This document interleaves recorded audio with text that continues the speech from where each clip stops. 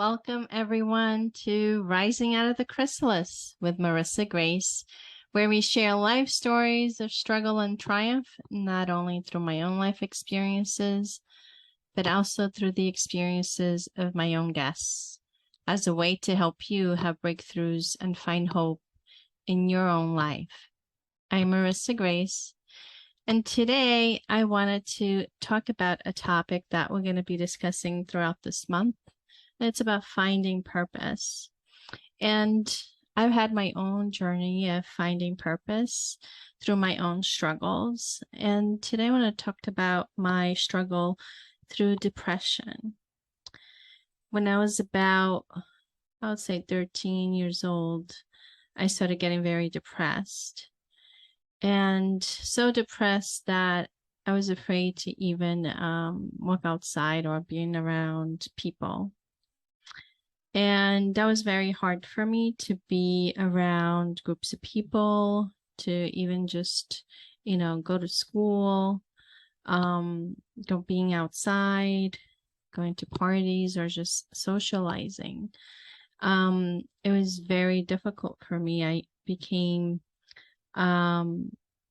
just went within, suffering through the pain that I was going through at the time, and really didn't have the help and support that I needed. I had a lot of people around me that felt sorry for me and thought I was just very quiet, and felt sorry for the circumstances that I was living in with my abusive alcoholic dad. And being that I had just recently moved into the United States, I had a language barrier. I was learning a new language. I was having to deal with the different culture, having to adapt. And, that led to also being bullied at school, being made fun of. So there were a lot of things that were going on all at the same time, but I didn't have any support system. I didn't have, I couldn't count on my parents. Because they were part of the problem. I couldn't count on the school system because they were part of the problem. And everybody else just kind of shut the door and pretended it wasn't their business. So it was a pretty hard time as I went through my teenage years of dealing with a depression. And I just kept going. I knew that that's not where I wanted to be. So I was determined that that wasn't the person I wanted to become. And that gave me the force and the strength to really keep going forward and to pushing myself and to push my boundaries. And, I did in a lot of ways. I remember in high school, I pushed myself to do something that didn't think I could do just to get out of my comfort zone. And I said, I'm going to sign up for sport. And, it wasn't, I just wanted to test myself, test my limits. I'm like, I probably can't do this, but I'm going to do it anyway. I went against my own fears to, get out there and just do something different that I didn't think I could do, but I did it. And, it made a big change within me, because if I can do this, what else can I do? There's nothing in the world that I can't do if I can overcome this fear and, join a sport that I never did before, something like totally different, out of my norm, out of what anybody expected me to do. And from testing and pushing myself to and my boundaries, and I kept doing that to get out of my comfort zone. Now, there were a lot of times it was very hard. It was very hard to get out of the house, or I'll just lock myself in my room just crying. I felt like I was in a cage. It was probably easier to be in a prison than the prison that I was in at the time, of my own fears and my own emotions that really kept me trapped inside. And it was very difficult because I felt very lonely without any support. And again, I found strength in trying to, you know, by pushing myself and doing things that I didn't think I could do. My main goal was to be that person that was confident, um, that was fearless.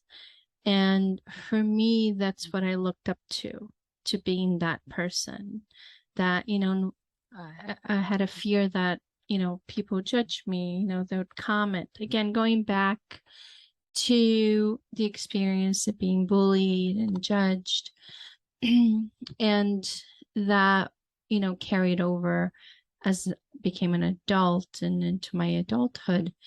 We always have that fear, what are they going to say? What are they going to think of me? And you become a people pleaser because you don't want to disappoint anyone. You don't want to upset anybody's feelings. You want to do the right thing. You want to be that perfect person. You want to please everyone because you have that fear. What if they're going to judge me? What if something bad will happen? And that, going back to the trauma, you get these beliefs, right? As a child, when your parents, start judging you, they, don't think you're good enough, or so you think. That's what they're saying, right? Because everything is perspective. So it's the way we interpret our environment, and we all interpret it differently. So the way I interpret, my environment and what I was going through had a severe detrimental effect on me that carried over into my adulthood. And there was one thing that I didn't want to do, and that was go on medication. I just didn't believe on being drugged up. I knew what the effects were. I did go to college with the intention of becoming a psychiatrist, and then I changed my career to do something different when I started. And one of the reasons was that, as was looking into that world, was I really didn't align with the whole business of the psychology world and pushing medication instead of helping people. But I did learn something that really helped me and kind of tied into how I found my purpose. And that was, while I was studying in psychology, we had to do research. And one of the research requires that we go into an environment such as a mall or a public place and just observe human behavior and really observe, the individuals, how they behave. And that triggered something within me that carried me throughout my whole life, was being curious about how everyone is so different, yet no matter how different you are, yet you're so perfect in your own way. Meaning, there's no such thing as a bad person. It's just how everyone is designed so differently, and based on their belief system, based on how they're raised, their religion. They all have an interesting personality, right? When we meet someone, they're very different from somebody you already know, from your friends. And to me, that struck interest, and I became sort of an observer throughout the following years of just studying human behavior and observing how people behave and how their personalities are so different from each other. And I became curious about how one person could behave in a certain way as opposed to another. Some are very quiet and are people pleasers, while others are very driven and can be overpowering over others. And it was pretty interesting, and that kind of led me to where I am today, along with the fact that I had suffered through this depression for such a long time. And it affected me even as I went in working in the corporate world. The fear of being around people really affected me. Whenever I had meetings, if I had to go down the hallway and meet new staff or whatever, I had this fear. I just wanted to hide. I didn't want to, encounter people in the hallway. I just wanted to do my job and get back in my office and be closed off from everybody. And it was almost like I didn't want to interact with anyone, just wanted to be all alone. And it's kind of sad. I was very sad inside. Needless to say, I was crying with sadness inside. I was suffering. And I felt like there was no way out, but I knew there was hope. I knew I wanted to be a different person. And, I kept dreaming about that. I'm like, I want to be that person that has, perfect confidence, that loves themselves, that are not afraid to just go out and speak their mind and say what they have to say, regardless of the consequences, who are self-assured in themselves, who know for sure who they are. That was the person I wanted to be. Now, throughout my life, I've always encountered, or I should say, I always attracted people that were struggling. And somehow I found myself always helping them, through their lowest points. And a lot of them was dealing with depression. And I always found ways to help them that, with techniques that had helped me, throughout my life as I was learning. One of them being, just going out for walks in nature. I would do that. I would push myself and just go out. Like, I have to get out of the house. I know being locked up inside wasn't helping me. It was just making my symptoms worse, right? Because then you start dwelling on your feelings, and you're going to start dwelling on how sad you are, how bad you feel. And you just keep going deeper and deeper into it. And that's not healthy. That's not where you want to be. And I knew that. So I would push myself, even if it was hard. I can do it. I'll go out today for a walk. I would find people that would want to walk with me. And a lot of times I would attract people that were much older. I would consider to be grandmas. I found it very easy for me to connect with them. And that was okay for me at the time, because I found connection with the older generation. But in some way, I guess it was helping me as well. And so whenever I would attract these people that were in a low place, I would encourage them, well, let's go walk, because it was helping me. And I'm like, and I know it's going to help you. Let's go out and get fresh air and just go for walks. And I do remember I had cousins that were living with us at one time. And the wife got very sick. I took her to the emergency room. She was having extreme headaches, and she didn't know what was going on. She was like, I can't take the pain. Needless to say, the doctors at the emergency room didn't let me leave with her until the psychiatrist showed up. And I'm like, whoa, that's pretty interesting. And she was referred to the psychiatrist. So I was the one that would bring her to the appointments and translate. And I realized, well, she's really not getting the help she needs. Just like I knew I wasn't going to get the help I needed. And that was the reason why I never went that route to get help.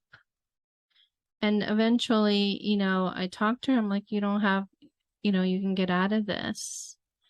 And she did. The medications are only helpful for, when you're in a really bad place and you just need to, come out of it. But they're temporary. They're not meant to be there to help you forever. And, we tend to get addicted to them and stay on them for the rest of our lives. And that's not what they're meant for. And, she did. She was on medication for a little while, and then she came out of it, and she did return back to herself. She was able to get over that. And I was able to mentor her through that process. And I realized I kept attracting these people and kept helping people, even though I was in a really bad place. And the only person I didn't seem to be able to help was me. It wasn't until years later, when I had my first daughter, so about 13 years ago, that, my life started changing. I started learning new things. I started learning, about our mind, our bodies, and how the universe works. And my consciousness and my awareness of everything became right open. And that's when I started learning about different techniques, about hypnotherapy, and all these interesting things that got me really curious. And I knew I was on my way to finding the answer of holistically be able to heal the depression and the anxiety. And I knew that my path eventually was to help others. I just didn't know how.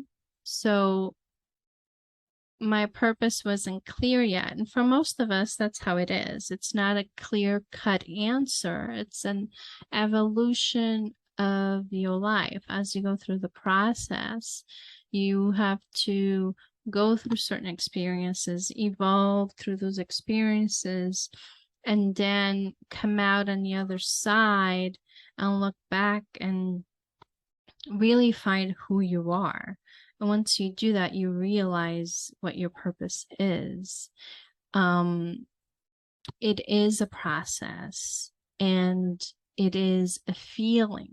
It's not really a destination per se. It's not a physical destination. And not only that, the driving force as I became an adult was dealing with my husband and his depression.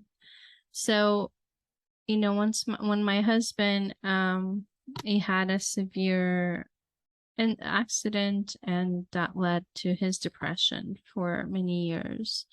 And I think that was the catalyst of me, I have to do something. This keeps showing up in my life. I don't know how I'm going to get the strength to help him when I'm still helping myself, but I have to figure this out. And his process of what he went through, the depression, taught me a lot as well, because now I was in a mission of trying to understand it better. I knew what I went through and what I can do, but that didn't mean it was going to help him. It doesn't, what was working for me wasn't really working for him. And through that evolution of, understanding that, okay, the universe gave me this contrast for me to learn from. It wasn't really a punishment, right? This is an experience that I needed to experience and learn from, so therefore I can go and help others with. And really, that's how I found my purpose at the end of a long road, I should say, of battling depression and learning from it and learning how to heal holistically, And there are many factors that can affect, your depression. One being, your childhood trauma, the beliefs that you form as a child from your experiences, believing that you're not good enough, right? So going through life believing that you are not good enough, you feel like you're not good enough for anything. And the extreme sadness that you feel inside that you hold on to, and not being able to move forward from the trauma. So all those things we have to process, and those beliefs that we acquire from those experiences, we have to be able to reverse at a deeper level. And once we do that, then it becomes much easier to then dissolve the symptoms completely. The other thing is, again, the foods. The foods that we eat also contribute to the symptoms that you have. So a lot of foods are linked to depression, anxiety, and so forth. So we have to pay attention to that aspect as well. And that was something that I also had to start researching and learning about. No, I'm not an expert on nutrition. I'm still learning. It's not my purpose to teach nutrition, but it's something that I know and I'm aware, and I'm still in the process of learning. The other factor is stress, right? And obviously, as we become adults, we become more stressful as opposed to when we're children. And with stress, it triggers other symptoms. So when our bodies are not in full health and full alignment, physically healthy, and then we add the stress, right, of the emotions on top of it, we become totally unaligned of what we're supposed to be. So the stress, triggers other things. It triggers the physical body to crave things that we shouldn't have. So sometimes we become addicted. So I became addicted to sugar. Sugar was my go-to thing to deal with stress. For other people, might be alcohol, right? I want to have a glass of wine, and one glass of wine turns into two, into a bottle, and so forth. Or, it could be drugs or other things. We become addicted to food, to soda, to, other things that we use to cope.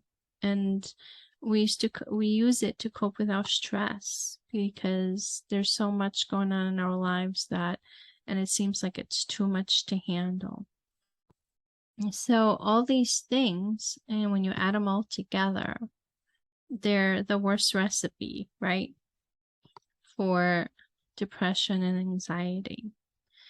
And learning how to deal with those things, and learning how to balance our physical body so it's in optimal health, so we can start feeling good inside, because our world on the outside cannot change until we change the world inside of us.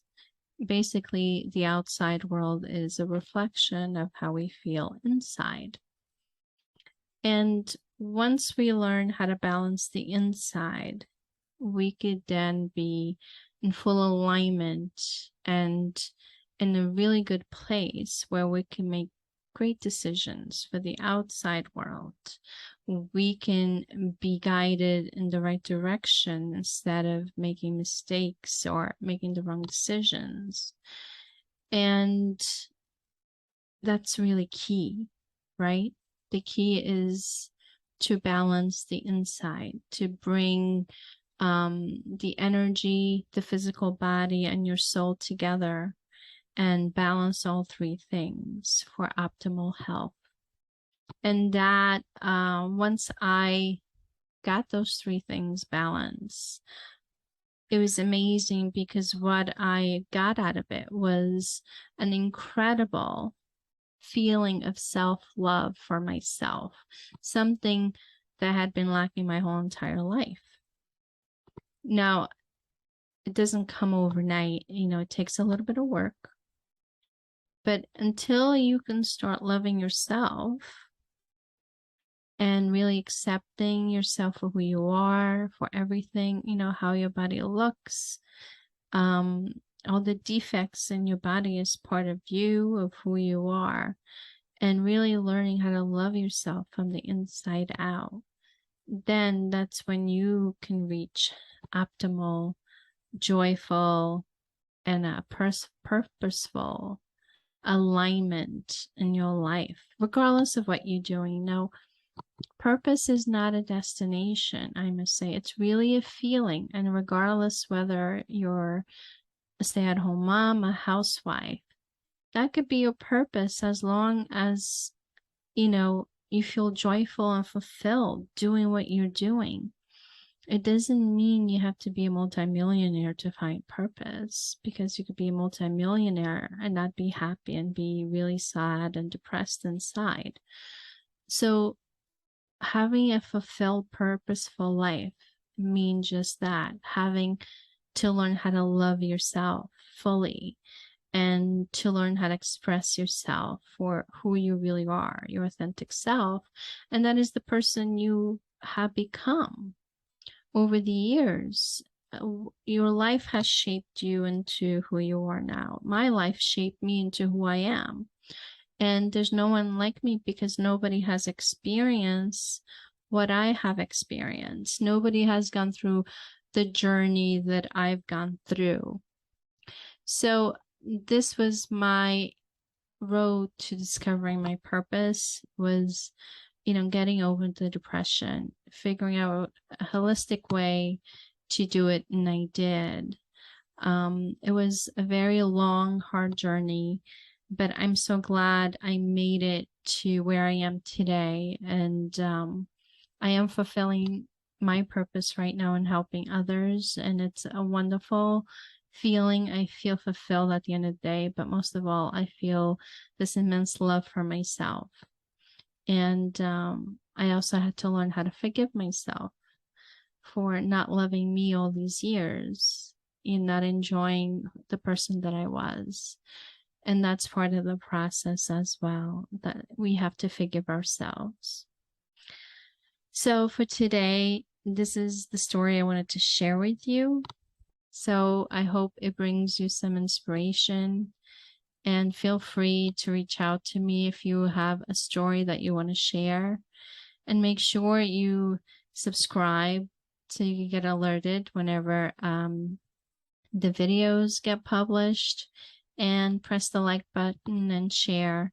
There might be somebody out there that needs a little inspiration and encouragement at this time in their lives. So thank you for watching. Till next time.